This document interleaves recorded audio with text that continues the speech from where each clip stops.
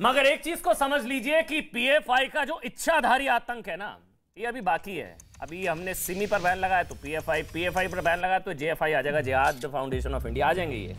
तो ये जो इच्छाधारी आतंक है ना, जिस तरह इच्छाधारी आतंक है। अच्छा, ये एक बार फुल स्क्रीन पर दिखा दीजिए भाई। ये दशहरे से पहले पीएफआई दहन हो गया, एक बार फुल स्क्रीन पर दिखा दीजिए। दशहरे से पहले पीएफआई दहन, अब किन लोगों को नहीं है सहन, उसकी मैं बात आगे करूंगा।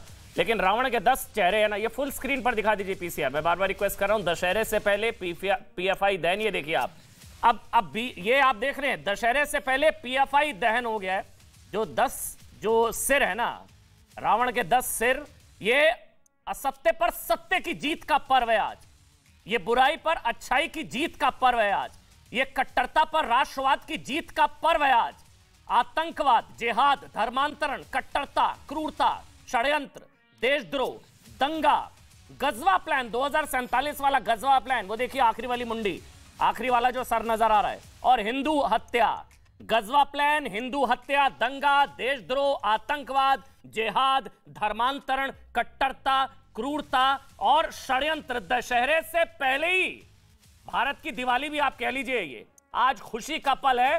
पीएफआई दहन, आतंकवाद, जिहाद, धर्मांतरण, पीएफआई दहन। देखिए आज भारत ने उस साजिश पर सर्जिकल स्ट्राइक की है जिसमें भारत को इस्लामिक स्टेट बनाने के लिए 2047 की डेट दी गई थी, याद करिए।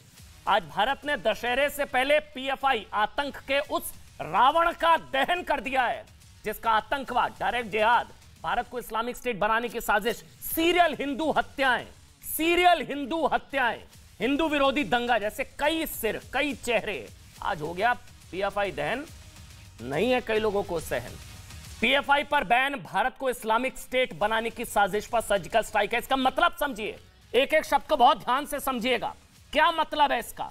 भारत को इस्लामिक स्टेट बनाने की साजिश पर यह सर्जिकल स्ट्राइक है, नंबर 1। नंबर 2, पीएफआई पर बैन, हिंदू विरोधी दंगों की सीरियल साजिशों पर सर्जिकल स्ट्राइक। नंबर 3, पीएफआई पर बैन, सीरियल हिंदू किलिंग पर सर्जिकल स्ट्राइक। नंबर 4, ध्यान से सुनिएगा, पीएफआई पर बैन, पीएफआई और आतंकी संगठनों के नेटवर्क की कमर तोड़ना है, नेटवर्क की कमर तोड़ना। 5, पीएफआई पर बैन, जबरन धर्मांतरण और लव जिहाद की साजिश पर सर्जिकल स्ट्राइक है। नंबर 6, पीएफआई पर बैन, मुसलमानों को कट्टरपंथी बनाने की साजिश पर यह सर्जिकल स्ट्राइक है, कट्टरता पर है, क्रूरता पर है।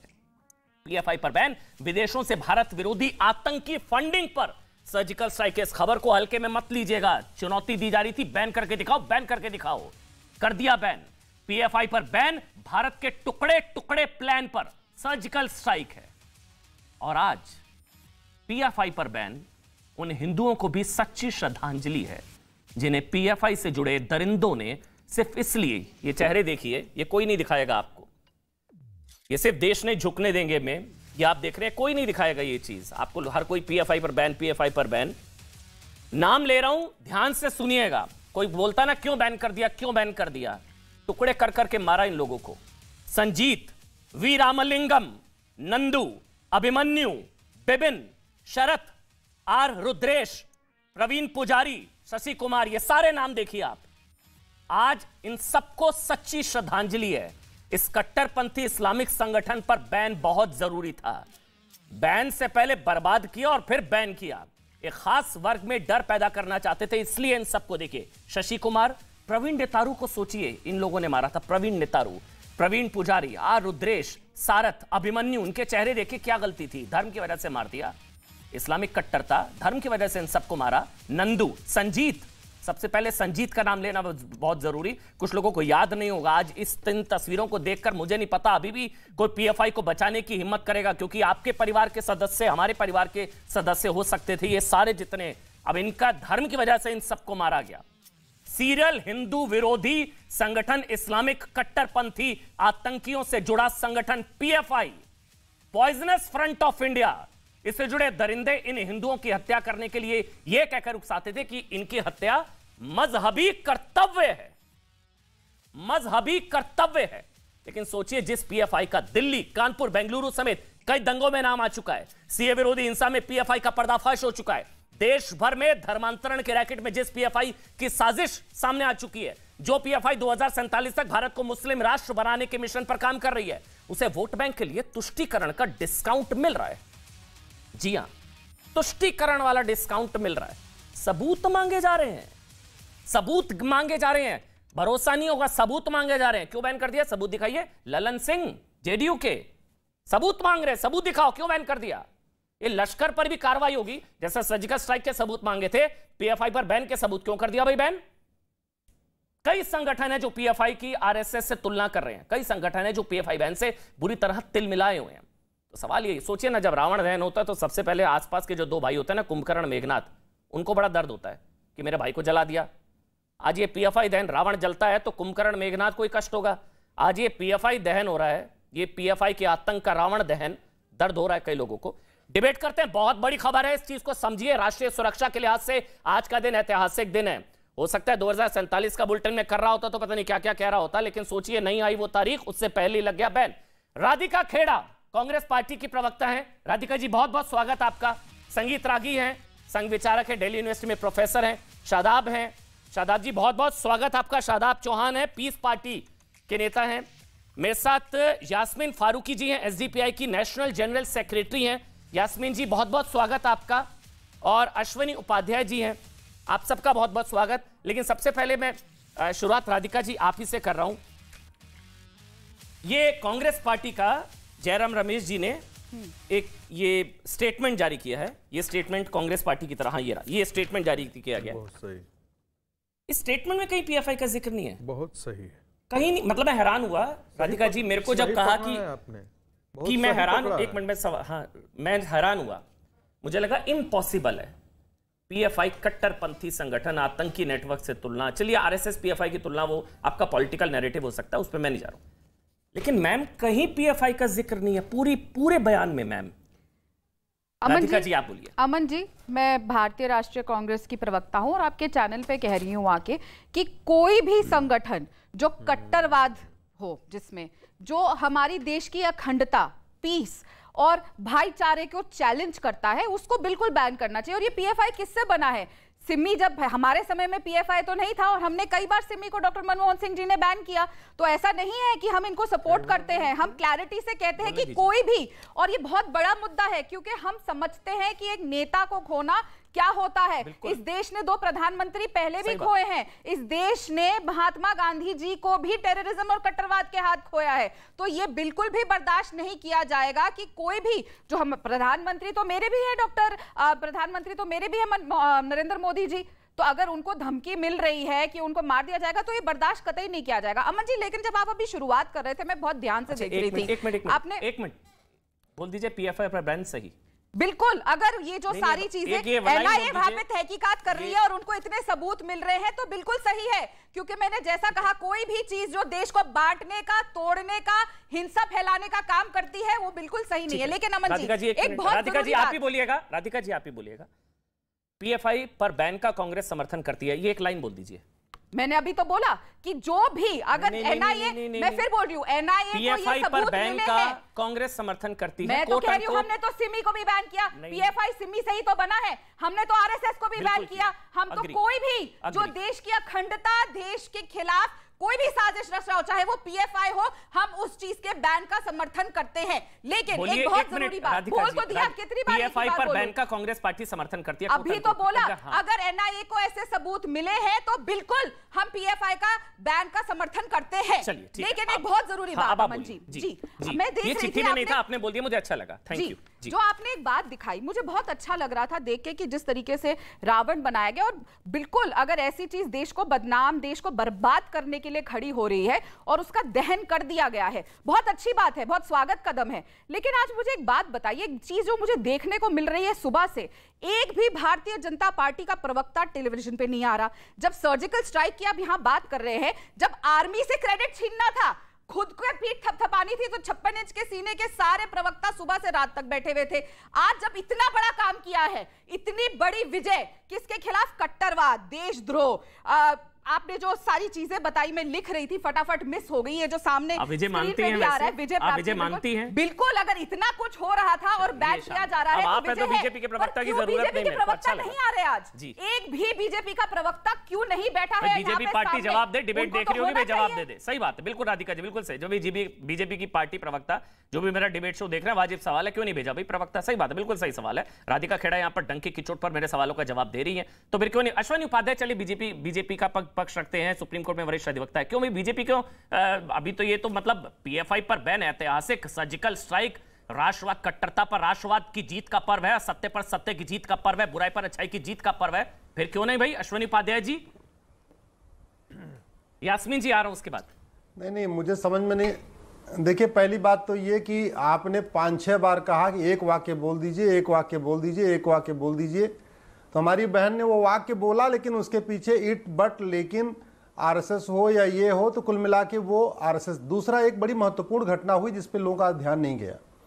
आखिर क्या कारण है कि आज ही पीएफआई पे बैन हुआ, आज ही पीएफआई को डिसमेंटल किया गया, और पीएफआई के सबसे बड़े समर्थक दिग्विजय सिंह जी को आज कांग्रेस के प्रेसिडेंट के लिए उनको नॉमिनेट, मतलब उनको प्रोजेक्ट करने की कोशिश हो रही, हो सकता है कल को प्रोजेक्ट हो जाए। ये वही दिग्विजय सिंह हैं जो लगातार पीएफआई के साथ मंच शेयर करते थे। ये वही दिग्विजय सिंह हैं जो कि आपका बटला हाउस इनकाउंटर को फेक बताते हैं, मुंबई हमले को फेक बताते हैं, ओसामा को जी बताते हैं, दाऊद को जी बताते हैं, और क्या नहीं, मैंने कहा ना, मैं तो एक भारतीय नागरिक के नाते बस ये समझ रहा हूं कि पीएफआई खत्म हुआ और पीएफआई का सबसे बड़ा समर्थक कांग्रेस को टेक ओवर करने जा रहा है, कांग्रेस का अध्यक्ष बनने जा रहा है। इसमें क्या कनेक्शन है ये तो हमारी बहन बता पाएंगी, मैं उस पर नहीं जाना चाह रहा था। लेकिन देश में सोशल मीडिया में चल रहा है कि पीएफआई खत्म हुआ और कांग्रेस एक पीएफआई के कट्टर समर्थक को अपना अध्यक्ष बनाने जा रही है। तो इसका क्लैरिटी तो वही दे पाएंगे। मैं दूसरी बात पे आता हूं। ठीक है, देखिए, बड़ी सीधी सी बात है, इस देश में सुख शांति संविधान की वजह से नहीं है, ये भारत सेकुलर संविधान की वजह से नहीं है, ये भारत सेकुलर हिंदुओं की वजह से है। जो 90% थे 78% आ गए, और जहां जहां हिंदू खत्म हो चुके हैं वहां सेकुलरिज्म काम नहीं करता। कश्मीर में सेकुलरिज्म काम नहीं करता, लद्दाख में, लक्षद्वीप में सेकुलरिज्म काम नहीं करता। जिन 9 राज्यों में हिंदू खत्म हो गए वहां सेकुलरिज्म काम नहीं करता। अश्विनी भाई, लेकिन आज तो हिंदू मुसलमान नहीं, मैं आ रहा हूं, विषय पे आ रहा हूं। आपके कट्टरता का इस्लाम से कोई लेना देना नहीं है। हिंदू मुसलमान टॉपिक, हिंदू मुसलमान तो है नहीं ना भाई। आज कोई कौन सा मुसलमान राष्ट्रवादी मुसलमान बचाएगा पीएफआई? ये बार-बार आरएसएस को सुनिए। हाँ, बोलिए। ये एक तो सेकुलरिज्म की चादर ओढ़ के जो बार-बार आरएसएस को कोसने की बात कर रही हैं, तो मैं ये कहना चाहूंगा, सोमालिया, अफगानिस्तान, पाकिस्तान, बांग्लादेश, 55 देशों में रोज बम फूट रहे हैं। वहां ना आरएसएस है, ना विश्व हिंदू परिषद है, ना बजरंग दल है, ना बीजेपी है, ना कोई है। ठीक है, तो इस देश में जो भाईचारा बढ़ा हुआ है वो हिंदुओं के कारण है। अब मैं आता हूं विषय पे। ये जो पीएफआई है, अगर ये आतंकवादी संगठन है, और है, ये जिहाद फैलाता है, ये कौन सा लब जिहाद करता है, धर्मांतरण करवाता है, विदेशी फंडिंग लेता है, मदरसे चला रहा है, ऐसी किताबें फैला रहा है जहां पे कहा जा रहा है कि भारत में जो मुस्लिम नहीं, जो इस्लाम को नहीं मानता वो काफिर है, काफिरों को खत्म करो, काफिरों को कन्वर्ट कराओ, सब कुछ फैलाता है। हाँ। उसके खिलाफ बोलने में इतना इट बट, आगे पीछे दाएं बाएं 5-5 बार आपको करना पड़ रहा है। इससे बड़ा स्पष्ट है, कहीं है। मैंने आपने दिग्विजय सिंह का, के सुरेश है, कांग्रेस के सांसद है, उन्होंने कहा कि ये मेजॉरिटी कम्युनलिज्म है, ये पीएफआई पर बैन सांप्रदायिक है। वो के सुरेश कांग्रेस के सांसद हैं। आप और भी दिग्विजय सिंह से लेकर और वो जो नेता है मैं जवाब कांग्रेस में, अधीर रंजन चौधरी, मैं नाम भूल रहा था, अधीर रंजन चौधरी जी ने भी बोला है कि भाई ये आरएसएस पर भी बैन होना चाहिए, वो सारी चीजें हैं। मैं एक मिनट आगे एक बार पैनल पर चला जाता हूं, फिर मैं राधिका जी आपके 10 सेकंड अच्छा, ये आरएसएस वाला बता दीजिए बस। आरएसएस पीएफआई एक समान है। दिग्विजय सिंह जी की बात हो रही थी, मैंने उम्मीद करी थी ये वकील है, अब भाजपा के प्रवक्ता नहीं है, तो ये व्हाट्सएप फैक्ट्री का डेटा नहीं लेकर आते, तो उनको पता होता, रिसर्च किया होता है। आपके पास टीम भी होगी, जूनियर्स होंगे जो रिसर्च करके दे देंगे। जब मध्य प्रदेश के मुख्यमंत्री थे दिग्विजय सिंह जी, तो वो पहले इंसान थे जिन्होंने कहा था कि सिम्मी पे बैन लगना चाहिए, और उसके बाद जब हमारी सरकार सेंटर में थी तो हमने सिम्मी पे बैन लगाया था, वही सिम्मी जिसको जो आगे जाके आज पीएफआई में बनी है। हमारे समय में पीएफआई नहीं था। तो ये आधा अधूरा व्हाट्सएप यूनिवर्सिटी का ज्ञान मत बांटिए। और ये किसके साथ देश को कंपेयर कर रहे हैं? सोमालिया, पाकिस्तान, बांग्लादेश, क्या हिंदुस्तान की ये हालत हो गई है? राधिका जी, आज इतना अच्छा लग रहा है, मैं तो कोई सवाल ही नहीं बचे। आपने कहा you support PFI ban, chapter he close हो गया आज तो। मैं और क्या सवाल, आप यू सपोर्ट पीएफआई बैन, मैं चैप्टर क्लोज, इससे आगे तो सवाल ही नहीं। अब आप डिबेट में जो भी पूछ सकती हैं। मैं यास्मीन जी आपके पास आ रहा हूं, फिर शुभराज साहब, संगीत रागी और आपके पास भी होगा शादाब। पहले यास्मीन जी, पीएफआई पर बैन सही या नहीं? यास्मीन जी। मुझे अब इस पे हम डिस्कस ही क्यों कर रहे हैं, मेरी समझ में नहीं आ रहा। पीएफआई पे बैन लग गया, उन लोगों ने डिसॉल्व कर दिया, कहानी ख़त्म। अब इस चीज़ को इतनी बात बहस करना, आपस में एक दूसरे के खिलाफ बोलना, इन चीज़ों का तो मेरे लिए कोई मायने नहीं रखती। सपोर्ट पीएफआई बैन, बहुत शानदार। आज मेरी डिबेट इतनी बहुत अच्छी बात है, पूरी बात सुन लीजिए, पीएफआई बैन, पूरी बात सुन लीजिए। अच्छा जी, पूरी बात सुन लीजिए जी, पूरी बात सुन लीजिए। बहुत ही अच्छी बात है, पीएफआई पे बैन लग गया, बहुत अच्छी बात है। आप बार बार मुझसे सवाल करेंगे, वो उससे बेहतर है मैं पहले ही एक जवाब दे दूं। मैं बहुत खुश हूं कि पीएफआई पे बैन लग गया, एक पूरी कहानी ख़त्म हुई। जो रोज़ चैनल्स पे बैठ के कहानी हो रही थी, मेरे ख्याल से कल से वो ख़त्म हो जाएगी और कोर्ट में कहानी शुरू हो जाएगी। अब कोर्ट की कहानी कोई बताएगा नहीं, ना डिस्कस करेगा, ना एंड आएगा, वो कोई बात नहीं होगी। तो मेरे ख्याल से अब इस पर एक दूसरे पे लांछन करना, वो करना, ये बात ही नहीं ख़त्म हो जाना चाहिए। पीएफआई पे बैन लग गया, बात ख़त्म हो गई।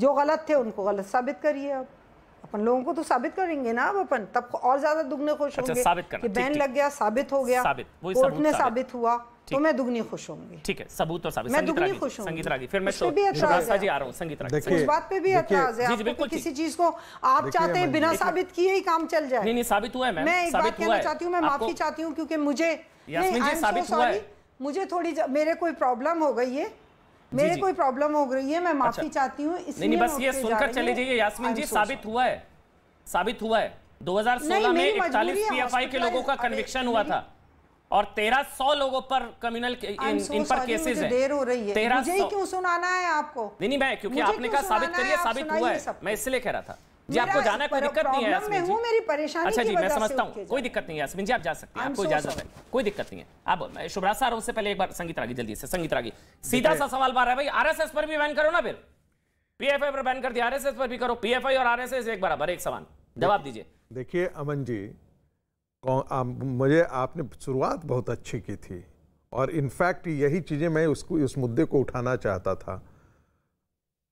कांग्रेस के जयराम रमेश ने पीएफआई को एक कम्युनल ऑर्गेनाइजेशन कहा है, वो टेररिस्ट ऑर्गेनाइजेशन कहने से बचते रहे हैं।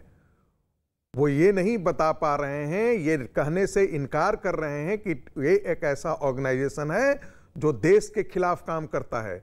आईएसआईएस जैसे मोहम्मद, जो बाहर के टेररिस्ट ऑर्गेनाइजेशन है, पीएफआई का जनरल सेक्रेटरी जो खुलेआम जो है वो हुजी के समर्थन में बात करता है, तालिबान में बात किए, तालिबान के समर्थन में उतरता है, जो आईएसआईएस के लिए लड़ाके भेजता है, वैसे को टेररिस्ट ऑर्गेनाइजेशन नहीं कहा है उन्होंने, कम्युनल ऑर्गेनाइजेशन बोला। पीएफआई का नाम ही नहीं लिया। दूसरी बात क्यों नहीं कहा है, मैं इसका जिक्र आपको करना है। बताइए। केरला में कांग्रेस पार्टी जब चुनाव लड़ रही थी विधानसभा का, तो पीएफआई उनके समर्थन में थी। आपको याद है कर्नाटक का चुनाव, आपको याद है सीतारमैया ने पीएफआई के जितने जो अरेस्ट लोग थे उनको माफीनामा दिया था, उनको छुड़ाया था। कांग्रेस पार्टी केरला के चुनाव में, कर्नाटक के चुनाव में उससे समर्थन लिया था पीएफआई से। तो आज कैसे कहेंगे? दिग्विजय सिंह का आप देखिए पार्टी और सरकार दोनों दो बातें कहती है। सुन लीजिए, के खिलाफ है किसी भी धर्म की। देखिए वो कह रहे हैं ना, चाहे आरएसएस चाहे सांप्रदायिक, देखिए पीएफआई, देखिए पीएफआई की आरएसएस से तुलना करके पीएफआई का कद बढ़ा दिया मुझे लग रहा है। देखिए हाँ जल्दी से, फिर मैं शुभराज जी आ रहा हूँ। पीएफआई सिर्फ सांप्रदायिकता तक सीमित नहीं है साहब, ये सिर्फ ये नहीं कह रहा है सांप्रदायिकता तक। ये देश, इस देश को वो इस्लामिक कंट्री, इस्लामाइजेशन चाहता है। वो सिर्फ ये नहीं, वो नहीं चाहता है कि ये देश के टुकड़े हो जाएं। इस टुकड़े से ज्यादा ये पूरा देश एक पाकिस्तान बन गया था, एक नया पाकिस्तान बनाने की बात है। ठीक है शुभराज जी, बार बार विरोध ये किया जा रहा है कि भाई ये सांप्रदायिक है, ये मेजॉरिटी कम्युनलिज्म है, पीएफआई पर बैन, आरएसएस पे भी बैन लगना चाहिए। ये सारे जो आपने सुना ही होगा, जितने भी सबूत दिखाओ। अरे हाँ, जेडीयू के ललन सिंह वो कह रहे सबूत दिखाओ, पीएफआई पर प्रतिबंध किस आधार पर लगाया, उनको सबूत चाहिए। शिवराज जी। ललन जी को तो सिंपल सी चीज है कि बिहार में जो डॉक्यूमेंट्स आए और जिन डॉक्यूमेंट्स के आधार पर भी एनआईए ने इन्वेस्टिगेशन किया, ललन जी को चाहिए कि कुछ भी मीडिया में बोलने के पहले एक बार अपने ही स्टेट के, अपने ही ऑर्गेनाइजेशंस के डॉक्यूमेंट्स पढ़ लें। जेडीयू तो बहुत बड़ी पार्टी है ना, अब तो नेशनल लेवल पर भी प्रधानमंत्री पद की दावेदारी ठोकने वाली है, तो अपने स्टेट के डॉक्यूमेंट्स तो ललन जी पढ़ ही सकते हैं। मैं विनम्रता से उनसे कहूंगी कि एक बार पढ़ लें डॉक्यूमेंट्स, पहली चीज। दूसरी चीज, जो लोग आरएसएस और पीएफआई की तुलना कर रहे हैं, मैं उनसे पूछना चाहती हूं और चैलेंज करना चाहती हूं उनको, जिनको जिनको शौक है कहने का। आरएसएस घोषित तौर पे अपने आप को एक राष्ट्रवादी ऑर्गेनाइजेशन कहती है, राष्ट्रवाद के साथ साथ उनकी मुहिम चलती है। क्या पीएफआई ने आज तक कभी राष्ट्रवादी होने का दावा किया? क्या पीएफआई ने हमेशा इस्लामिक रेडिकलाइजेशन की बात नहीं की? क्या पीएफआई की रैलियों में केवल और केवल एक पंथ जो कि मुस्लिम है, जो कि इस्लाम है, क्या उसकी बात नहीं होती रही? तो जो लोग इस तरीके की बातें करते हैं उनका इतिहास बोध भी कम है और उनको वर्तमान में जो चीजें जिस तरीके से, जिस परिप्रेक्ष्य में उभर रही हैं उसका ज्ञान नहीं है। आपको आरएसएस के हिंदुत्ववादी विचारधारा से समस्या हो सकती है, आप उसका विरोध कीजिए। मुझे नहीं लगता कि आरएसएस के विरोध में उतरने वाले लोगों को का गला काटने की बात की गई हो, लेकिन यहाँ पीएफआई से संबद्ध लोगों ने लव जिहाद के नाम पे जितने केसेस हुए हैं, झारखंड में जो रीसेंट केस हुआ, हम भूल नहीं सकते हैं। तो ये दो ऑर्गेनाइजेशंस की तुलना अपने आप में हास्यास्पद है और उससे ज्यादा खतरनाक है। ये एक स्ट्रैटेजी के तहत की जाती है। खैर, इन बातों पर मैं बहुत ज्यादा टिप्पणी इसलिए नहीं करना चाहती क्योंकि ये बातें अब पास्ट में हो गई। राधिका जी ने बिल्कुल ठीक कहा कि कांग्रेस ने बैन किया सिमी को, लेकिन ये राधिका जी के ही कथन है कि सिमी के बाद पीएफआई बनी। इसका मतलब कि तब की सरकार को, जब आज के कांग्रेस के प्रवक्ताओं को यह बात पता है, इसका मतलब कल की सरकार को भी पता था कि सिमी के बैन होने के बाद उन सभी लोगों ने, जिनको सरकार ने खुली छूट दे रखी थी मैं इतना कॉन्स्पिरेसी थ्योरी में नहीं जाऊंगी, हो सकता है सरकार ने उस समय इतने सिलसिलेवार तरीके से काम नहीं किया जिस तरीके से इस सरकार ने काम किया। उनको नहीं लगा होगा कि ये लोग इतने खतरनाक है कि ये दोबारा एक ऑर्गेनाइजेशन बनाएंगे, बट ऑर्गेनाइजेशन तो बनी। 2010 में टीजे जोसेफ का केस आता है। ये एक ऐसा केस था अमन जी, इच्छाधारी आतंक, ये एक ऐसा केस था जी, हम लोग कॉलेज में थे और दिल दहल गया था। बिल्कुल सही। एक मिनट में 2010 से लेकर के 2022 की यात्रा हमने देखी। दिखा दीजिए एक बार, शादाब जी को दिखा दीजिए, उनसे मैं सवाल ले लेता हूँ। एक बार शादाब को दिखा दीजिए स्क्रीन पर। शादाब, चेहरा क्यों उतरा हुआ है जी? शादाब जी, चेहरा क्यों उतरा हुआ है? मुस्कुराइए, आज तो विजय पर्व है, कट्टरता पर राष्ट्रवाद की जीत का पर्व है। आप तो खुद परेशान होंगे पीएफआई से। दादा भाई चलिए, अब मैं कंप्लीट मुस्कुरा कर बोलिए, ऐसे मुंह नहीं उतरा हुआ है, ऐसे नहीं। सब देखिए, राधिका जी मुस्कुरा रही, सब मुस्कुरा रहे, ऐसे नहीं। आज तो बड़ा दिन है। मेरी मुस्कुरा सुनिए जी। चाहे तो जब भी कभी नफरत को रोका जाएगा, चाहे वो संघ के रूप में होगी या किसी दूसरे रूप में होगी, जब भी किसी बलात्कारी को सजा दी जाएगी, चाहे वो उसका जाति धर्म कुछ भी होगा, जब भी किसी मजलूम को इंसाफ मिलेगा, चाहे उसका कोई जाति धर्म होगा, शादाब चौहान उसके साथ खड़ा होगा। ये सवाल करना, मुस्कुराइए नहीं मुस्कुराइए, हंसिए लेटिए रोइए, ये सब मत करिए अमन भाई। आप बड़े चैनल के एंकर, ये सब छोटी बातें मत करिए। मेरे मुस्कुराना ना मुस्कुराना नहीं, न्याय के साथ खड़ा होना सबसे महत्वपूर्ण। और नेशनल इंटीग्रिटी को हमने हमेशा कहा कि नेशनल इंटीग्रिटी के साथ कोई कॉम्प्रोमाइज नहीं। सुनिए पूरी बात, अच्छा लगा ये। आज सब बदले जी। आप पीएफआई पर बैन के साथ हैं। अपने शब्द मत डालिए, मैं कह रहा हूं, मेरी बात पूरी होने देंगे तो मैं अपनी बात कहूंगा ना। नेशनल इंटीग्रिटी के साथ कोई कॉम्प्रोमाइज ना हमारा कभी था और ना है ना होगा। जब आईसिस की बात आई थी 2014 से हमने कहा कि आईसिस बैन के साथ है या नहीं है, इतना ज्ञान को दे रहे हैं। सीधा बताइए ना, पॉइंट पर आइए ना। पीएफआई पर बैन के साथ है आया ना, बात खत्म। आप जब पूरा सुनेंगे नहीं, जिस तरह से आपने अश्वनी उपाध्याय तो विदेश चले गए, ऐसा लग रहा था अश्वनी भाई को मुझे कि ये भारत के नहीं अफगानिस्तान के नागरिक, ये सोमालिया के नागरिक है। उन्होंने भारत की बात नहीं की, मैं भारत की बात कर रहा हूं। मैं अंकिता भंडारी की भी बात करना चाह रहा हूं, मैं आतंकवादियों की बात, गोडसे की भी बात करना चाह रहा हूं, अजमल कसाब की भी बात करना चाह रहा हूं, मैं तो चाह रहा हूं इंद्रेश कुमार की भी बात हो, कर्नल पुरोहित की भी बात हो, कोई भी संगठन। सुन लीजिए, लेट मी कंप्लीट। नहीं, लेट मी कंप्लीट अंग्रेजी बोलने से थोड़ी ना वजन आ जाएगा। पीएफआई पर बैन सही है नहीं, कर दीजिए। ये सब नाटक नहीं, ये सब नाटक मैं विश्वास नहीं रखता जो आप कर रहे हो। आपकी टीआरपी के लिए आपकी बात नहीं बोलूंगा मैं। टीआरपी नहीं, मैं पीएफआई की टीआरपी तो नहीं, पीएफआई की टीआरपी आपको चिंता होगी प्रभु, मेरे को नहीं है। आप पीएफआई की आपको पीएफआई आपको पीएफआई से फंड आ रहा है। अमन चोपड़ा को पीएफआई से फंड आ रहा है ब्रांडिंग करने के लिए। मेरे को तो आपका चेहरा उतरा, आपकी फंडिंग रुक गई है। बात मत करिए आप। चेहरा तो मैं तो कह रहा हूं बहन सही है। कितना मिल गया आप बोलिए बहन सही है। कितना मिला है ना चेहरे पर मुस्कान, बोलिए बहन सही है। अरे अकाउंट में कितना है बताओ। फंड आ रहा है वही कहेगा ना कि बहन सही नहीं है। पैसा आपको मैं तो कह रहा हूं बहन बिल्कुल सही है, शानदार। वो तो रावण ने जिसको जला दिया। पीएफआई से कितना पैसा मिला आपको? अगर मुझे मिलता प्रभु तो मैं खुश थोड़ी ना होता। एजेंडे पे मत चढ़िए, भारत के एजेंडे की बात करिए। हां सही है नहीं, ये एजेंडा इस चीज का है सही है नहीं कि अगर कोई इंडिविजुअल गलत करता है पीएफआई पर बैन सही है नहीं, किसी भी गलत व्यक्ति पर कार्रवाई सही, पीएफआई पर बैन सही, किसी भी गलत व्यक्ति पर कार्रवाई करती है और अदालत, मुझे विश्वास है अदालत न्याय करेगा, अदालत न्याय करेगा। दूध का दूध पानी का पानी होगा और किसी को अनुमति नहीं होनी चाहिए, किसी को अनुमति नहीं होनी चाहिए कि भारत में नफरत फैलाने की। मैंने कहा ना पीएफआई ने काम बांट रखा है। कोई नहीं, कोई बोल के काम बांट रखा नहीं, लेकिन ऐसा नहीं है। मैंने 2047 वाला डॉक्यूमेंट पढ़ा था, वो कहा कि टीम जाके निंदा कर दो, ऐसा नहीं है। उन्होंने पढ़ा नहीं है डॉक्यूमेंट। मैं एक ब्रेक ले रहा हूं, शादाब भाई आऊंगा, शादाब भाई आऊंगा, मुझे एक ब्रेक लेना पड़ रहा है, ब्रेक की मजबूरी है। आपको फंड आता है, हमें नहीं आता ना पीएफआई से, तो हमें ब्रेक की जरूरत है। छोटा सा ब्रेक दूंगा, छोटा सा ब्रेक ले रहे हैं।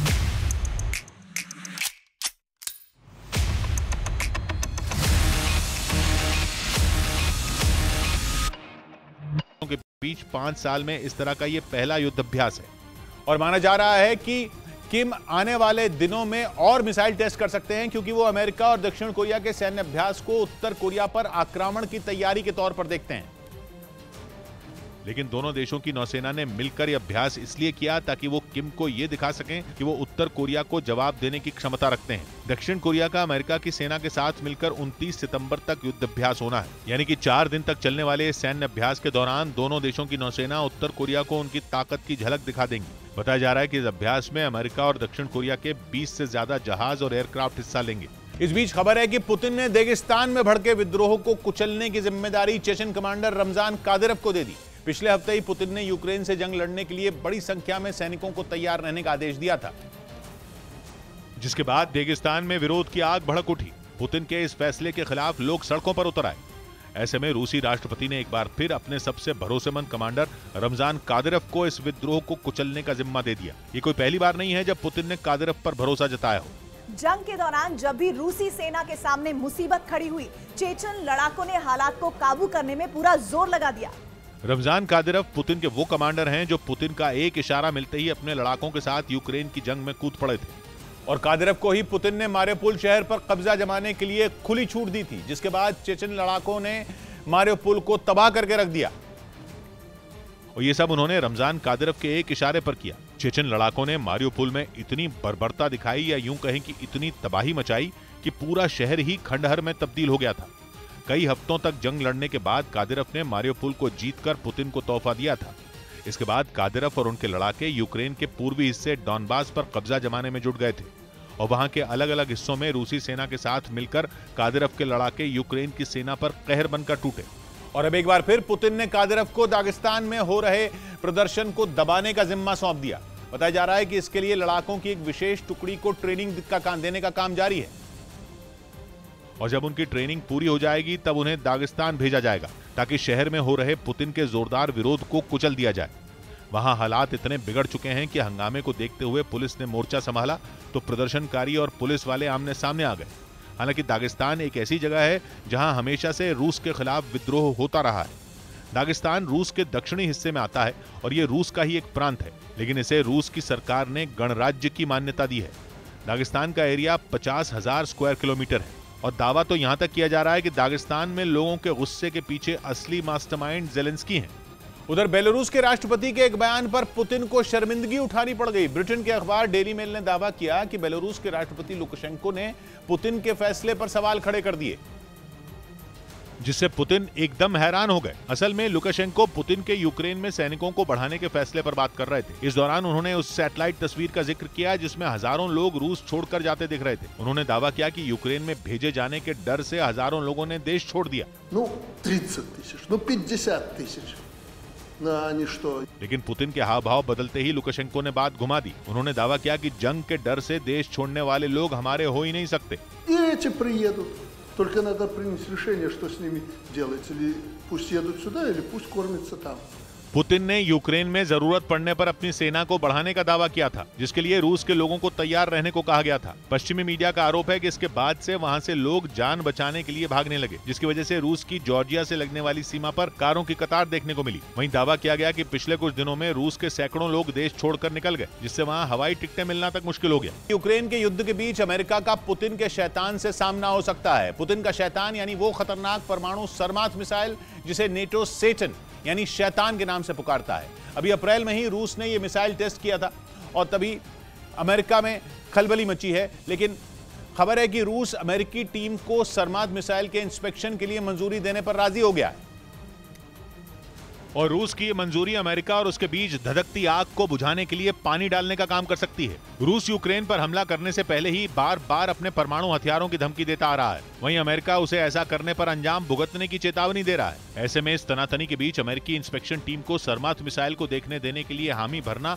रूस का बहुत बड़ा फैसला है। हालांकि इसमें वक्त लगेगा और ये फरवरी 2024 से पहले नहीं हो पाएगा, क्योंकि तब तक अमेरिका की इंस्पेक्शन टीम को सर्मात मिसाइल दिखाने की सारी तैयारी की जाएगी और फिर अमेरिका को अपनी आंखों के आगे रूस की सर्मात मिसाइल का दम देखने को मिलेगा। अमेरिका के लिए यह बड़ा मौका होगा, क्योंकि रूस दावा करता है कि सर्मात ऐसी इंटरकॉन्टिनेंटल बैलिस्टिक मिसाइल है जो सिर्फ उसकी ही नहीं बल्कि सबसे ज्यादा रेंज वाली पूरी दुनिया की सबसे ताकतवर मिसाइल है।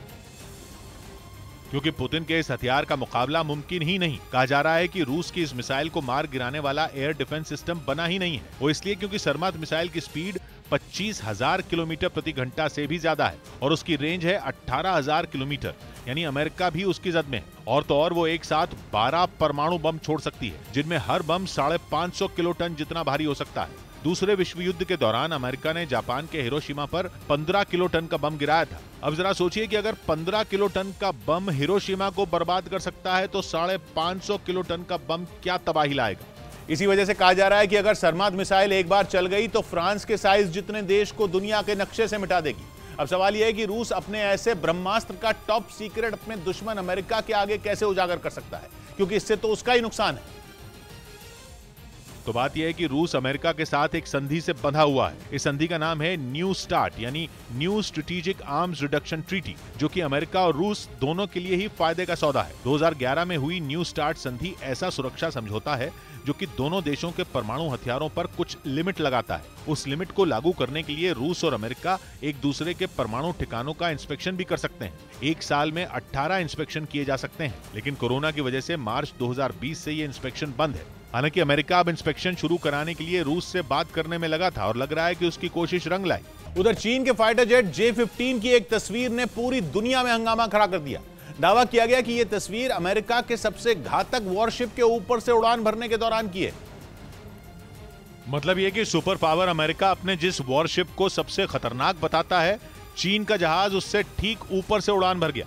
वीडियो कहां का है यह साफ नहीं है, लेकिन माना जा रहा है कि यह वीडियो दक्षिण चीन सागर का हो सकता है, क्योंकि अमेरिका के जिस वॉरशिप की बात हो रही है वो दक्षिण चीन सागर में तैनात बताया जा रहा है। वीडियो उस वक्त आया है जब ताइवान के मुद्दे पर अमेरिका और चीन में टकराव बना हुआ है। अमेरिका लगातार चीन को चेतावनी दे रहा है। दूसरी तरफ चीन अमेरिका को ताइवान से दूर रहने की नसीहत दे रहा है। दक्षिण चीन सागर एक ऐसा इलाका है जहां चीन और अमेरिका का टकराव पहले से बना हुआ है। अमेरिका की कोशिश है कि वहां पूरी ताकत लगा दी जाए जिससे चीन को दादागिरी करने से रोका जा सके, लेकिन चीन के J-15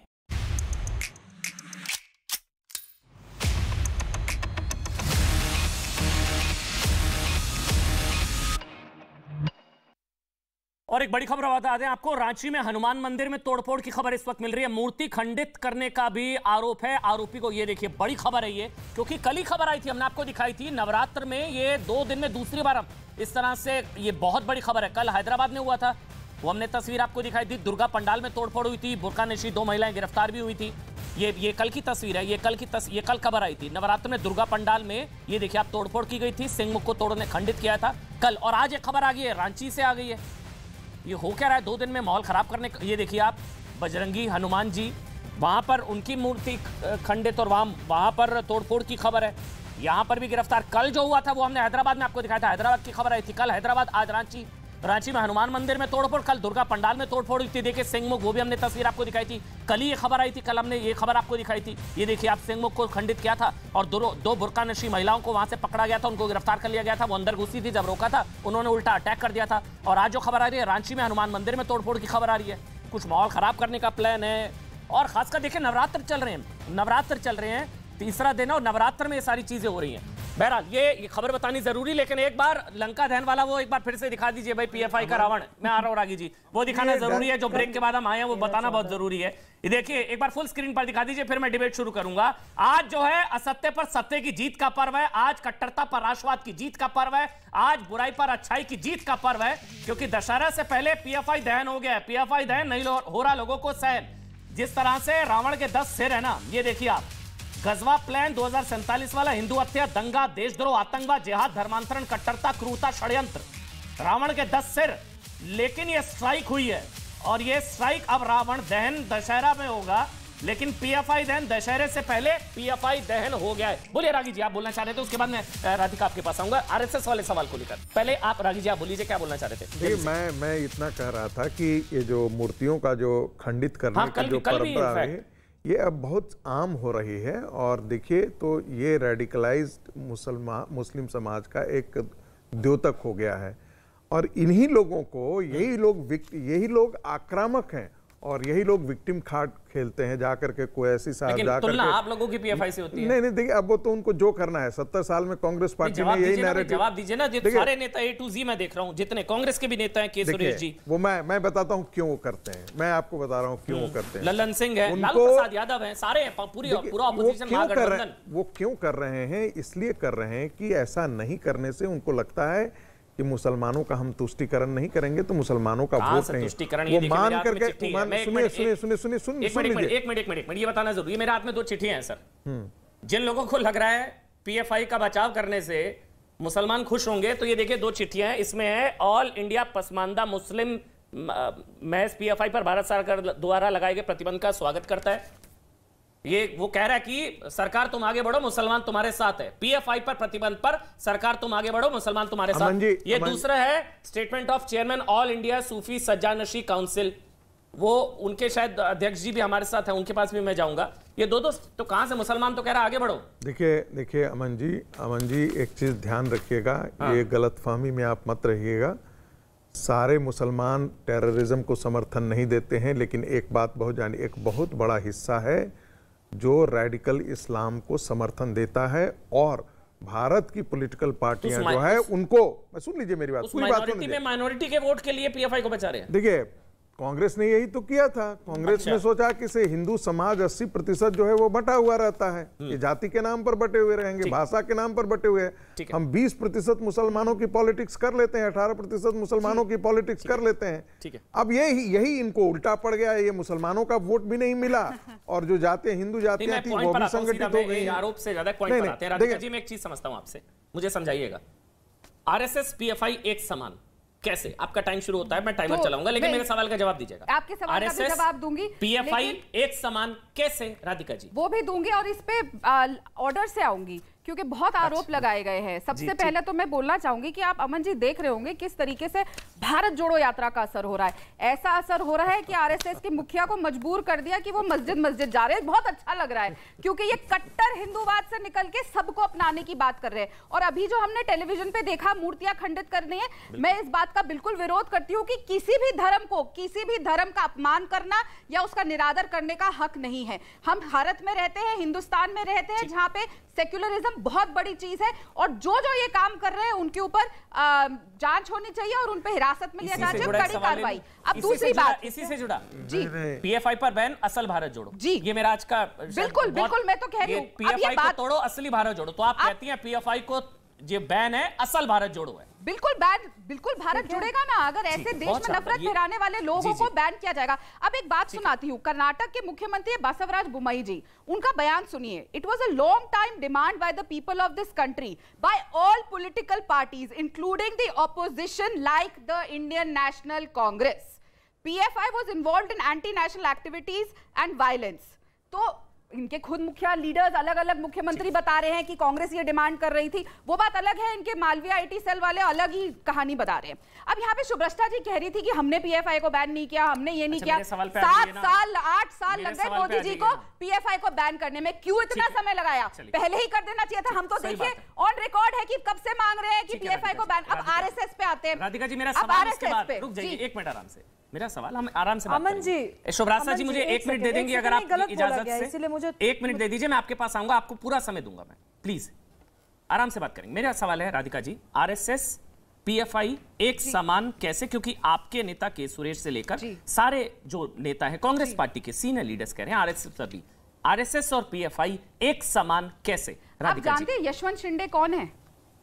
इनको पता होगा यशवंत शिंदे कौन है। 25 साल से संघ के प्रचारक रहे और संघ का हिस्सा रहे। उन्होंने खुद संघ के ऊपर एफिडेविट देके कोर्ट में केस चल रहा है, जिसकी एक कल सुनवाई भी है, और कहा है कि किस तरीके से मॉडर्न तरीकों से वहां पे संघ की शाखाओं में बॉम्ब मेकिंग सिखाई जाती है। मेरे शब्द नहीं है। 25 साल से जो संघ के प्रचारक और कार्यकर्ता यशवंत शिंदे साहब के बारे में ये मुझसे ज्यादा बेहतर बता देंगे, क्योंकि मैं प्रचारक का जिक्र किया। एक मिनट राधिका जी, हमारा आपने संघ का प्रचारक का जिक्र किया, संघ के संस्थापक कौन?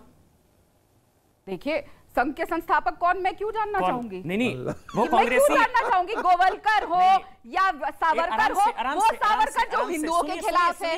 राधिका जी जो मैं बताने जा रहा हूं उसके बाद आप शायद कहेंगे नहीं ऐसा नहीं है। डॉक्टर हेडगेवार जी, डॉक्टर हेडगेवार को खुद कांग्रेसी, आपको पता है वैसे इतिहास। एक बात बताइए, आप एक मिनट सुनिए, मेरा पूरा बात सुनिए। संघ के जो संस्थापक डॉक्टर हेडगेवार जी, जिनको प्रणब मुखर्जी ने भारत मां का मान सपूत बताया। अब सुन लीजिए मेरी बात को।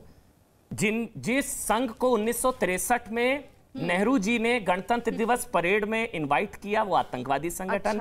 जिस संघ के न्योते पर पूर्व प्रधानमंत्री आदरणीय स्वर्गीय इंदिरा गांधी जी विवेकानंद मेमोरियल फाउंडेशन वहां पर गई, वो आतंकवादी।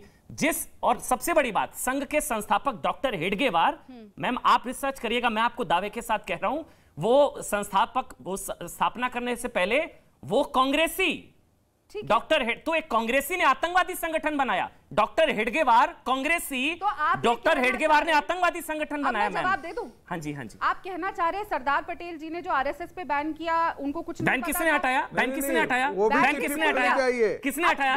आप बोल रहे थे, अच्छा नहीं राधिका जी को बोलने दीजिए, सही बात है राधिका जी, मुझे उत्तर देने दीजिए। मैं दूंगा, पहले शुभ्राशा बोलेंगे फिर रागी जी। हाँ बोलिए बोलिए। हटाया किसने बैन? पे बैन हमने किया। मैं हटाया किसने? कंप्लीट करने दीजिए। हमने आरएसएस पे बैन किया। देश का पहला टेररिस्ट कौन सी विचारधारा से आता है जिसने महात्मा गांधी जी की हत्या करी? कौन सी विचारधारा? नहीं, पहला टेररिस्ट जिसने स्वामी श्रद्धानंद की हत्या करी थी, कौन है वो?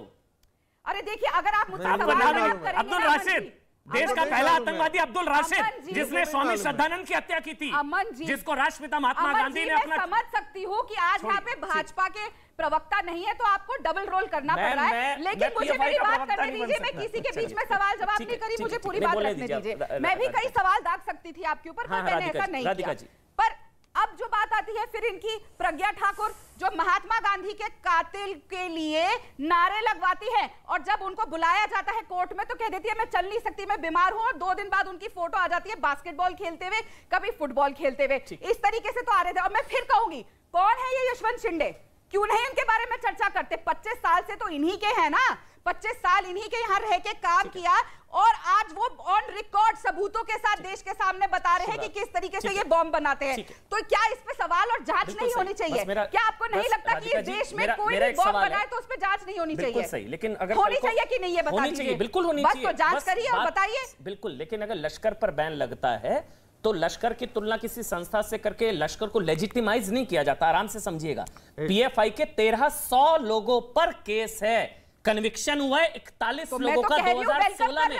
आरएसएस का एक बताइए जिस पर कन्विक्शन हुआ। अमन जी, मैं आपको 1300 बता रहा हूं। अमन जी, मैं तो बैठ के आपके चैनल पे वेलकम कर रही हूं। जो यहाँ पे मिसिंग है और भागे हुए वो भारतीय जनता पार्टी है। उन्होंने बैन किया है, क्यों छुपते फिर रहे हैं? क्यों मुंह छुपा रहे हैं? क्यों खुद बुरखे में बैठ गए?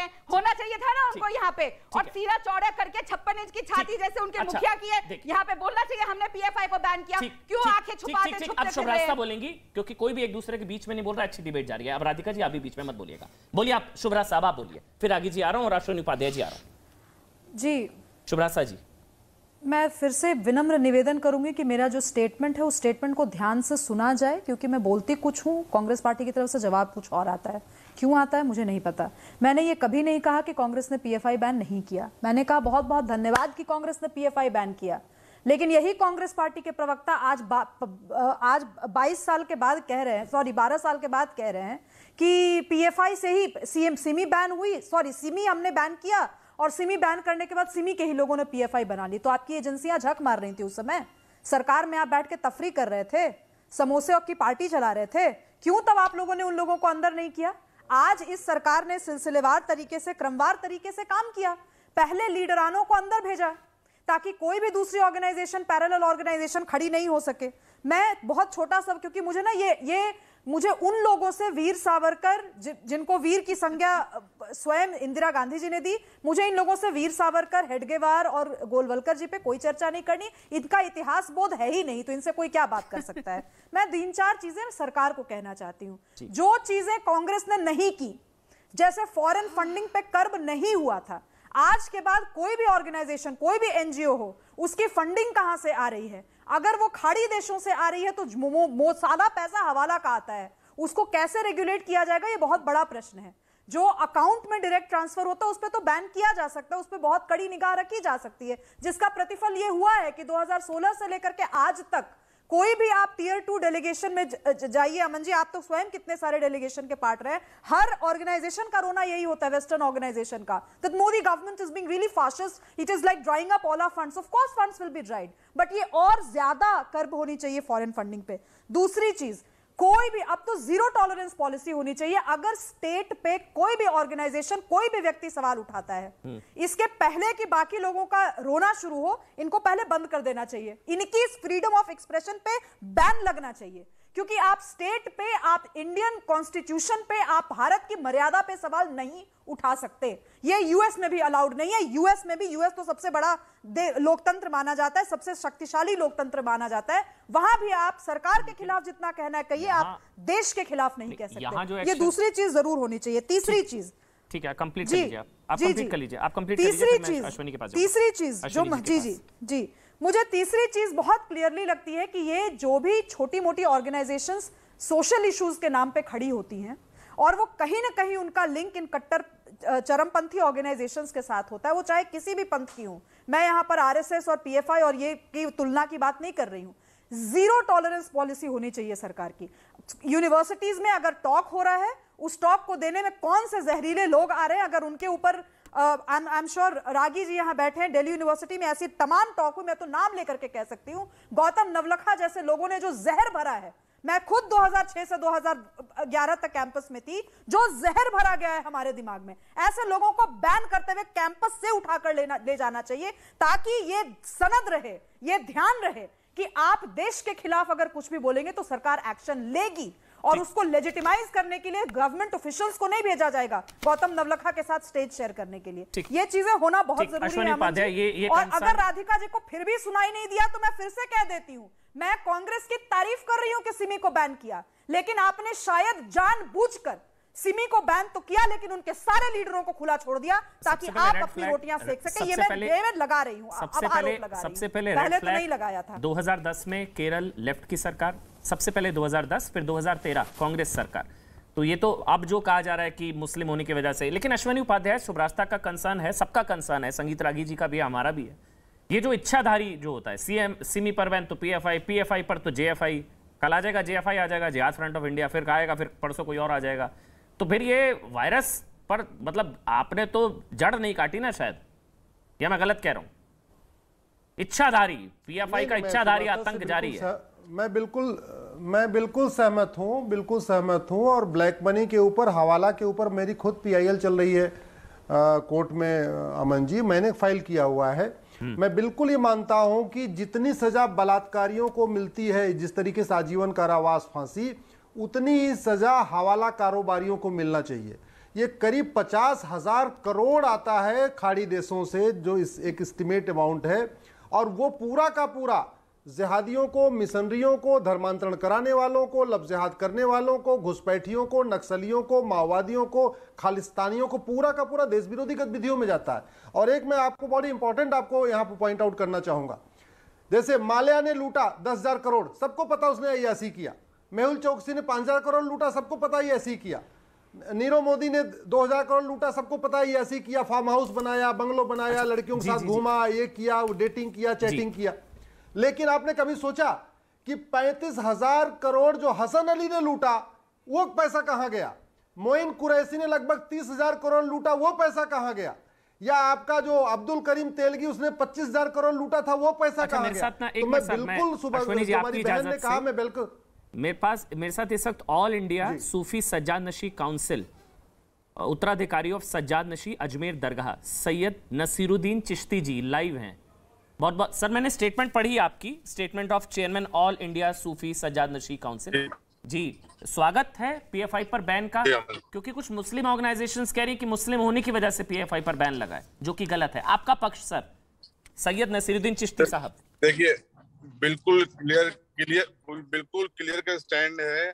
हमने वेलकम किया है पीएफआई पे बैन को, और हम लोगों ने 30 जुलाई को जब हमने इंटरफेथ कॉन्फ्रेंस दिल्ली में की थी, हमने डिमांड भी की थी कि अगर इसके खिलाफ सबूत है तो इसको बैन कर दिया जाए। अब आप कह रहे हैं, ये हमें सबसे बड़ा दुख क्या है अमन जी कि इस मामले को भी देखिए, जो राष्ट्रीय सुरक्षा से जुड़े हुए मामले हैं, नेशनल सिक्योरिटी के इश्यूज हैं, उनको भी डाइवर्ट किया जा रहा है रिलीजियस पॉइंट ऑफ व्यू से, और वापस से धार्मिक कट्टरता फैलाने की बात की जा रही है। जो लोग स्टेटमेंट दे रहे हैं वो मिसलीड कर रहे हैं वापस देश के मुसलमानों को। ये जो बैन किया गया है वो पीएफआई पे किया गया है, एक समूह पे किया गया है, ये मुसलमानों पे बैन नहीं किया गया है। आरएसएस पर भी कहा जा रहा है कि इस पर कर दिया तो आरएसएस के साथ पैरेलल ड्रॉ किया जा रहा है। आरएसएस देखिए, जो लोग कर रहे हैं वो स्वार्थी होंगे, मेरा मानना ही है। आप किसी से किसी को कंपेयर नहीं कर सकते। अगर वहां सबूत होंगे तो वो बात की बात लाइए सबूत। इसके खिलाफ एस्टेब्लिश हो चुके हैं, सारी इन्वेस्टिगेशन प्रॉपर वे में हो चुकी है, according to the law of land investigation हुई है। आफ्टर थॉरोली इन्वेस्टिगेशन ये पाया गया है कि ये लोग एंटी नेशनल एक्टिविटीज में इन्वॉल्व थे।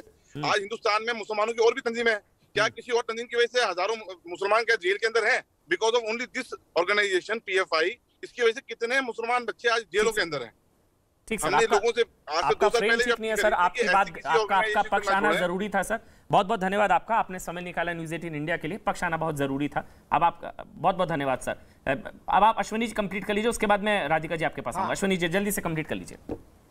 हाँ, तो बिल्कुल बिल्कुल अमन, जैसा आपने बताया कि अगर इस पे परमानेंट इसका इलाज जरूरी है, पहला फेज में इलाज हो गया। ऐसा जब फीवर होता है सबसे पहले पैरासीटामोल दिया जाता है फीवर को डाउन करने के लिए, उसके बाद एंटीबायोटिक दी जाती है उसको परमानेंट फीवर को खत्म करने के लिए। तो मुझे लगता है पैरासीटामोल मिल गया है, करीब 250-300 लोगों को पकड़ लिया गया है, पीएफआई को बैन कर दिया गया है 5 साल के लिए, तो टेम्परेचर तो डाउन हो गया। अब इसको एंटीबायोटिक देने की जरूरत है। एक मिनट मैं कंप्लीट कर रहा हूं सर, बुखार अपोजिशन को चढ़ रहा है। आप देखिए ना, बुखार चढ़ रहा है, सिम्टम्स देखिए वहां क्या आ रहे हैं। एंटीबायोटिक है कानून, हां, ऑपोजिशन को बुखार चढ़ गया, यहाँ पैरासीटामोल देने से कठोर कानून वही तरीका है। राधिका जी, ऑपोजिशन को क्यों बुखार चढ़ गया? आप देखिए, लल्लन सिंह जेडीयू से, आरजेडी से लालू प्रसाद यादव, कांग्रेस से के सुरेश से लेकर अधीर रंजन चौधरी, ये सारे आरएसएस से पैरेलल ड्रॉ कर रहे हैं। देख, पहले तो मैं अमन जी, मुझे ना बहुत अच्छा लग रहा है ये बार बार जो हम इससे पहले भी पूरी स्क्रीन पे दिखाई दे रहा था, जो रावण आपने बनाया है। हाँ। और पीएफआई का बहुत अच्छा लग रहा है, क्योंकि मैं फिर बोलूंगी, कांग्रेस पार्टी किसी भी उस कट्टरवाद के खिलाफ है जो इस देश को बांटने का काम करती है, देश में हिंसा फैलाने का काम करती है और देश को तोड़ने का काम करती है। मतलब पीएफआई तो मैं बोल रही हूँ, मैं तो कई बार बोल दिया, बार बार बोल रही हूँ मैं तो कि पीएफआई पे ये बैन बिल्कुल वेलकम है, और ये बहुत पहले कर देना चाहिए था। पता नहीं इन्हें 8 साल क्यों लग गए। जैसे 8 साल से देश इंतजार कर रहा है। मोदी जी जब नोटबंदी लेकर आए थे और कहा था कि बाहर जो पैसा है वो वापस आएगा, आम आदमी को उसके अंदर से पैसा वापस मिलेगा, क्योंकि हम टैक्स भरते हैं वो नहीं मिला, इतना पैसा जा रहा है। के सुरेश जी वो कह रहे हैं कि ये मेजॉरिटी कम्युनलिज्म है, पीएफआई पर बैन सांप्रदायिक है। के सुरेश आपके एमपी हैं, वो गलत कह रहे हैं? देखिए मैंने अधीर रंजन चौधरी जी वो गलत कह रहे हैं। देखिए अमन जी, जो बयान मैंने पढ़ा नहीं है, मैं अभी उस पर टिप्पणी करूंगी नहीं, लेकिन मैंने उनका ये बयान जरूर पढ़ा था और टीवी पे देखा था जब वो कह रहे थे कि आरएसएस को भी बैन करना चाहिए। मैंने यहाँ पे यशवंत शिंदे का नाम लिया, मैं दोबारा लूंगी, और क्योंकि वो कल ही उनकी सुनवाई है केस की, और उन्होंने साक्षात सबूत और एफिडेविट, जो एक आदमी 25 साल से संघ का कार्यकर्ता संघ में रह के काम कर रहा है और उसने ये बताया है कि बॉम्ब बनाना सिखाया गया, तो उसके ऊपर जांच मांगना क्या बुराई है? मुझे क्यों नहीं है? रागी जी, आप जवाब दे दीजिए। मैं अभी भी हैरान हूं, मुझे हैरानगी है। राधिका जी, पूर्व प्रधानमंत्री स्वर्गीय इंदिरा गांधी जी गलत थी, पूर्व प्रधानमंत्री स्वर्गीय सम्मानीय नेहरू जी गलत थे जब मतलब आतंकवादी संगठन को गणतंत्र दिवस की परेड में बुलाया था उन्होंने। आतंकवादी संगठन के न्योते पर इंदिरा गांधी जी, एक मिनट, आतंकवादी संगठन के न्योते पर स्वर्गीय इंदिरा गांधी जी विवेकानंद मेमोरियल फाउंडेशन वहां पर गई थी। आतंकवादी संगठन को आपके सबसे बड़े नेता प्रणब मुखर्जी जी ने कहा भारत मां का महान सपूत संघ, डॉक्टर हेडगेवार। आतंकवादी संगठन क्या तुलना कर रही है? आपको भी पता है गलत है, पार्टी की मजबूरी। 2 राज्यों में सरकार बची हुई है। आपको लग रहा है कि उस समय देशभक्त था, मतलब उस वक्त देशभक्त था, उस वक्त देशभक्त था, उस वक्त देशभक्त था, उस वक्त देशभक्त था संघ, उस वक्त देशभक्त था संघ। जी आप क्या बोल रही है? आज बताइए तो क्या अगर किसी ने उस समय बयान दिया था और आज अगर वहां बॉम्ब बन रहे हैं तो उसकी तहकीकात नहीं करनी चाहिए? ये जवाब रागी जी देंगे। उस वक्त अच्छा था, 55 साल आपकी सरकार थी, आपने है कि वो बॉम्ब बना रहे हैं, शायद वो सबूत सामने नहीं आए हो तब, उनको नहीं पता। आज तो संघ के लोग बता रहे हैं, संघ के प्रमुख कहते हैं हम 3 दिन में आर्मी खड़ी कर देंगे, लेकिन आज सीआईएसएफ, हमारे देश की सीआईएसएफ, जिसको देश के लोगों की रक्षा करनी चाहिए, वो लगा दी। राधिका जी, सीधी सी बात बोलूं मैं आपको, राधिका जी मैं आपसे पूछता हूँ एक चीज, मैं आपसे पूछता हूँ, अमन जी, यहाँ पर अश्विनी उपाध्याय बैठी है, अब मेरी बात सुनिए, यहाँ पर अश्विनी उपाध्याय बैठे हैं, यहाँ पर शुभ्रास्ता जी बैठे, मेरी बात सुनिए, एक मिनट रुकिए, मेरी बात सुनिए ना, एक मिनट, राधिका जी आराम से, राधिका जी आराम से, राधिका जी, यहाँ पर अश्विनी उपाध्याय बैठे हैं, यहाँ पर शुभ्रास्ता बैठी है, यहाँ पर रागी जी बैठे हैं। ये तीनों चुनौती के साथ बोलता हूँ, ये बोल देंगे हम संघ का समर्थन करते हैं। आप बोल दीजिए मैं पीएफआई का समर्थन करती हूँ, आप बोल दीजिए मैं पीएफआई का समर्थन करती हूँ। अमन जी आपका भी आप बोल दीजिए मैं पीएफआई का समर्थन करती हूँ। मैं क्यों करूंगी? मैं ऐसे के मैं तो कोई ड्रॉ नहीं है ना, आप समझिए मैं क्या कह रहा हूँ। बहुत क्लियर कर दूं, काम करो, 2 राज्यों में आपकी सरकार है, प्रॉब्लम में तब्दील पे मैं आपको चुनौती देता हूँ। 2 राज्यों में आपकी सरकार है, राजस्थान छत्तीसगढ़ में, आप आरएसएस पे बैन लगा दो। मैं कह रहा हूँ राजस्थान छत्तीसगढ़ में आप आरएसएस पे बैन लगाओ। क्यों नहीं है? प्रज्ञा ठाकुर क्या कर रही है? क्यों नहीं जाती वो कोर्ट में? उनका कन्विक्शन हो गया, कहती है कन्विक्शन हो गया, क्यों नहीं जाती वो कन्विक्शन हो गया, क्यों वो कोर्ट में झूठ बोलती है? शब्दों का चेन ठीक, कन्विक्शन हो गया, वो एक एमपी है और अगर वो कोर्ट में कहती है कि मैं बीमार हूं और अगले दिन फुटबॉल खेलती है तो वो सवाल उठता है। कन्विक्शन हो गया, कन्विक्शन हो गया, कन्विक्शन हो गया, इनका कन्विक्शन हुआ है। उस हिसाब से तो दोनों करप्ट हैं, दोनों को जेल खुद ही स्वतः कह देना चाहिए कि मुझे जेल में डाल दो, और जिस दिन मैं क्लियर हो जाऊंगा उस दिन मैं जेल से चलिए अब रागी जी, उसके बाद शुभ्रास्ता, पहले रागी जी, उसके बाद शुभ्रास्ता, पहले रागी जी, बस हो गया, ठीक है राधिका जी प्लीज। अरे राहुल गांधी, सोनिया गांधी, प्रियंका गांधी तीनों बेल पे हैं, रॉबर्ट वाड्रा बेल पे, राहुल गांधी बेल पे, सोनिया गांधी बेल पे। राधिका एक minute, Radhika let me handle please, अच्छा लगेगा। अब तक अच्छी डिबेट हो रही थी भाई, टाइम कम है, ऑडियो बंद, अच्छी डिबेट हो रही थी, ऐसे नहीं करते हैं, लड़ना नहीं, आराम से। रागी जी आप बोलिए, पैरेलल ड्रॉ क्यों नहीं होगा भाई? देखिए वो कह रही है राधिका जी। देखिए 40 सेकंड आपके, फिर बिल्कुल। देखिए इमरान मसूद जिन्होंने कहा नरेंद्र मोदी की बोटी बोटी हत्या कर दो, उनको इन्होंने उपाध्यक्ष बनाकर के चुनाव की जिम्मेदारी दी। बंगाल में चुनाव लड़ने गए तो उस मौलाना के साथ इन्होंने गठबंधन किया जो अपने आप के लिए एक टेररिस्ट ऑर्गेनाइजेशन जैसा ही वो काम भी, वो भी एक बड़ा लाव लश्कर चलाता है बंगाल के अंदर। जो नेहरू जी थे, इसकी शुरुआत नेहरू जी से हुई थी। जब विभाजन हुआ था तो कॉन्स्टिट्यूएंट असेंबली डिबेट्स के समय नेहरू जी ने कहा था कि भाई ये जो मुस्लिम लीग है, ये वो मुस्लिम लीग नहीं रह गई है। पहली बार इन्होंने मुस्लिम लीग के साथ जाकर के गठबंधन किया था, केरला के अंदर गठबंधन किया था, और जस्टिफाई क्या किया था कि भाई ये वो मुस्लिम लीग नहीं है। ओवैसी ब्रदर किसकी देन है? रजाकार जो जिन्होंने हिंदुओं की इतनी हत्या की थी, उनके वारिस ओवैसी के साथ गठबंधन करके सरकार बनाने का काम किसने किया था? कांग्रेस पार्टी ने किया था। जितने इस देश के रैडिकल ताकतें हैं, इस देश को तोड़ने वाले, गांधी परिवार ने उनके साथ खड़ा हुआ है। गांधी परिवार इस देश के साथ खड़ा नहीं हुआ है। अच्छा नहीं लगेगा, लेकिन शुभ्रास्ता मेरा सवाल बार मेरे को डिबेट में इस सवाल का जवाब नहीं मिला। पीएफआई को बचाने से क्या एक वर्ग विशेष वोट दे देगा? ये तो इम्पॉसिबल है शायद। या मैं गलत हूं? अरे भाई, तो बाटला इनकाउंटर पर श्रीमती सोनिया गांधी रो क्यों रही थी? शुभराज साहब बीच में नहीं, कोई नहीं बोलेगा। शुभराज साहब बोलिए, या मैं गलत हूं? शुभराज साहब, फिर अब आ रहा हूं अश्विनी जी। अमन जी, नहीं, आप गलत नहीं हैं, आप गलत नहीं हैं, और इस देश में कोई गलत नहीं है।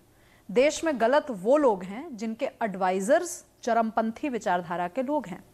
देश में आज समस्या ये है कि ऑपोजिशन खुद जनता की आवाज नहीं सुनना चाहती। इस देश में अगर कांग्रेस अपने आप को ऑपोजिशन कहती है, आप जिस तलखी से बात करती है ये ऑर्गेनाइजेशन, अगर इनके ऊपर इनकी प्रशंसा करते हुए भी अगर इनसे 2 सवाल पूछ लो तो जिस तलखी से बात करती है, ये तो प्रॉब्लम होगी ना। अब जो एग्जांपल्स दिए रागी जी ने, ये बात सच है। कैसे कैसे लोग कांग्रेस में कहां बैठे हुए हैं, इसको लेकर के तो सवाल उठाए जाएंगे। आप भाजपा पे सवाल उठाइए, मुझे उससे कोई लेना देना नहीं है। मैं देश की जनता हूं, मुझे कोई फर्क नहीं पड़ता कांग्रेस किस नेता पे क्या कह रही है और भाजपा के कौन से नेता कांग्रेस के किस नेता को क्या कह रहे हैं। लेकिन जो चीजें पाक साफ हैं वो है कि चरमपंथी मुस्लिम चरमपंथियों को कांग्रेस पार्टी ने इंस्टीट्यूशनल प्रश्रय दिया है। आज जिन लोगों के साथ राहुल गांधी भारत जोड़ो या तोड़ो, जो भी यात्रा इन्हीं के यहां कंफ्यूजन है, जोड़ो है या तोड़ो है, जिस यात्रा पे निकले, जिन लोगों के साथ वो खड़े हैं, एक एक फोटो आप पे अगर परेशानी हो रही है लोगों को, अगर कंट्रोवर्सी हो रही है, ये तो आत्ममूल्यांकन का समय है ना भाई कि हम किन लोगों से घिरे हुए हैं। चलिए, बहुत बहुत शुक्रिया। सौबात के एक बात किशोर के साथ, सौबात के एक बात।